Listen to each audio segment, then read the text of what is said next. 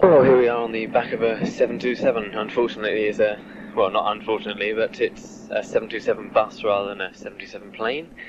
Time is 18 minutes past 1 on Monday, the 4th of June, which means I'm about 2 hours from Gatwick Airport and 4 hours from the plane, which I'll be getting onto, and well, the plane will be leaving at 5 o'clock. But we're in Feltham at the moment, which is in the London Borough of Hounslow, and we've just travelled, well, Mum and I travelled to Uxbridge by car, and then Auntie Joan has joined us, and we're on the bus down to Gatwick on the 727, which runs from Uxbridge to Gatwick. There's nothing more to be said really, but we've now stopped some traffic lights, and we'll rejoin you at Gatwick Airport. British Island Airways nach München, Flugnummer UK 5043. Wollen die Passagiere dieses Fluges bitte sofort durch Ausgang Nummer 35.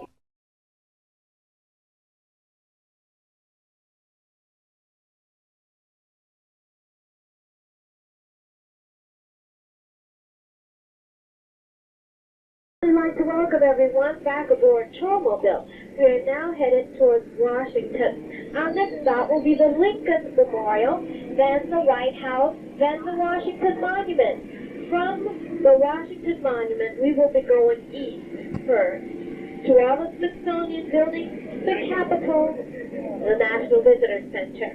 Then we'll come back to the Washington Monument and go west to the Bureau of Engraving and Printing, the Jefferson Memorial, Lincoln Memorial, Kennedy Center, and here back to Arlington Cemetery. Now the Trollmobile is going a continuous route. There is really no beginning or end. They continuously go both east and west. You'll notice the stops are listed on the back of your tickets in order. Anything that is east of the Washington Monument is considered to be on the east part of our tour. Anything that is west of the Washington Monument is considered to be on the west part of our tour. Your tickets are good until 4 o'clock. We come by each stop every 20 minutes. Please remember that all the Trollmobiles go both east and west. We just divide our tour up like that for you so that you can get east or west quicker. At 9:58, I'm Camille Bohannon. This is Washington Today. Now you can see the ABC News Magazine 2020 every Thursday. Tomorrow on 2020, where will you be when the Skylab falls? Learn the truth about NASA's Skylab. Relive D-Day on the beaches of Normandy 35 years later. Geraldo Rivera follows a dangerous guerrilla mission through the jungles of Southeast Asia. ABC News 2020 with host Hugh Downs. Tomorrow and every Thursday night at 10 on Channel 7.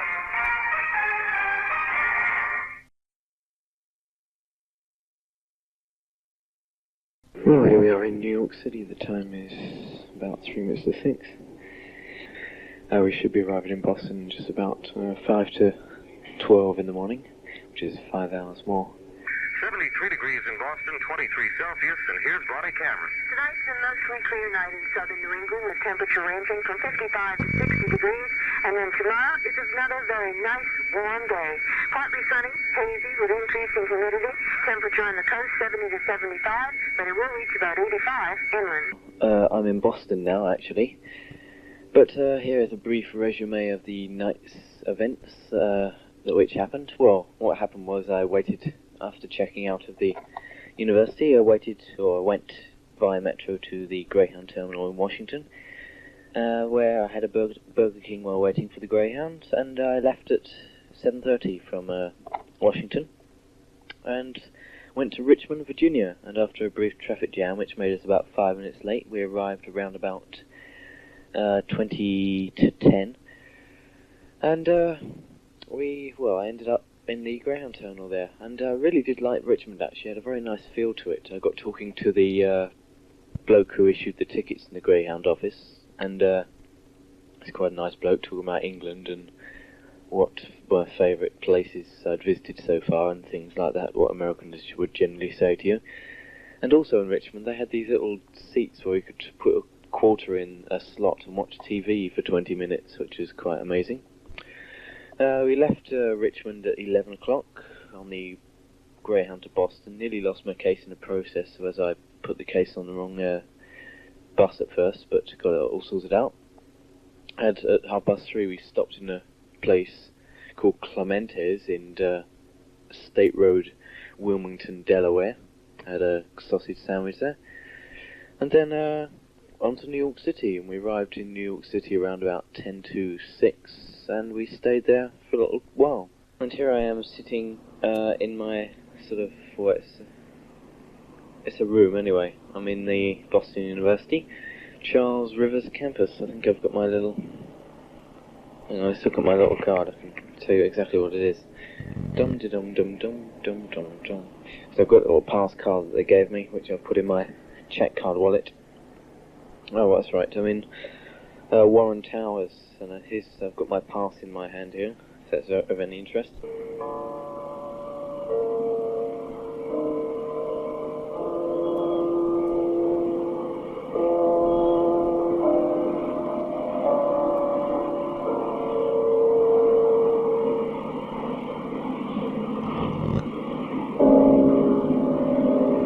It's a bit off key. It's 8 o'clock, which is what that is, chiming. Where was I? Oh yes, Boston. This particular area, the restaurants are very nice. All the people are very helpful.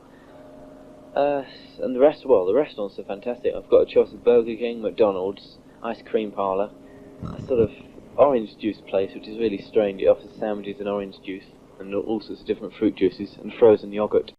Boston is a city designed for leisurely strolls, and during the next few minutes, our map will show you some of the most attractive paths you might follow.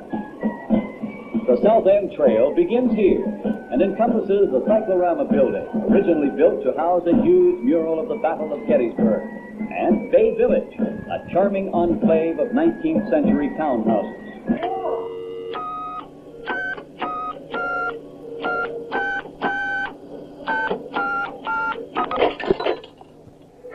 Hi. Providence, Rhode Island. Well, we're from Boston, going to New York. Okay, so we're going to be taking showers with solar energy. We listen to the radio, watch television, and, Well, we have some wristwatches. Well, this is Channel 5 New York for you. As you may guess, I'm in New York at the moment. I'm in the Prince George Hotel at East 28th Street, in between 5th and Madison, if you want the exact location. I've actually got into the hotel at last. Time is 8:30 in the morning of the 10th of June, which means yesterday I was recording in Providence. I'm sorry about that rubbish on the telephone just now. It's just totally pointless really, but I just recorded it for the heck of it. That was me phoning Pete from Providence. But now, as you can hear, I'm in New York watching TV in my hotel room, which is number 322. Let's change a few channels, see what's on. Mother, please give me next week's allowance. Stay up there in Canada. This is sort of kiddies programs. Where does it come from? The love affair? Well, that's not a kiddies program, but mainly on this channel more is cartoons and things. Oh, there's nothing on there. It's WNET Newark, New Jersey. Oh, there's nothing on there. It just says WNET Newark, New Jersey. Nice going, Dee Dee. I'm not as dumb as you think. These options really have to be good. Oh, it's back to Channel 5. Okay, this is a typical American advert break. So I'll just leave you with an advert break. Just hang on.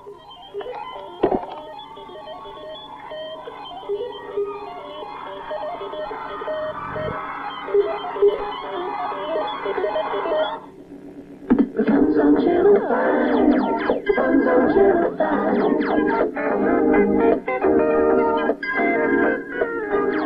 There's non-stop action with Spanky and Darwin Buckwheat and all the Little Rascals, weekdays at 4:30.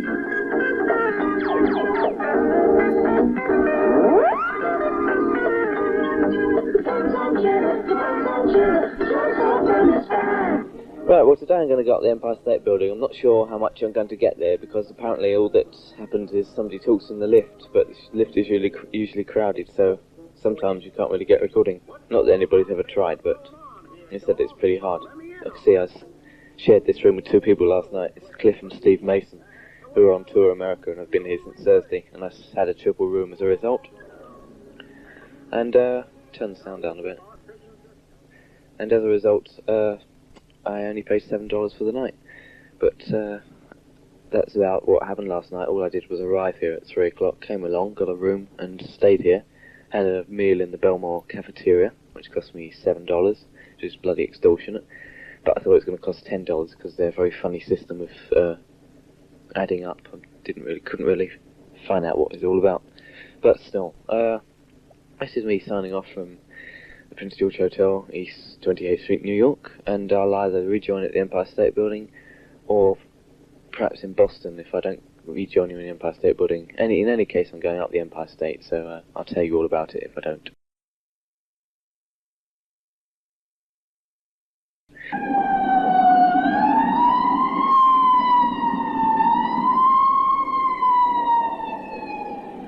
The sound of the Boston Fire Brigade there.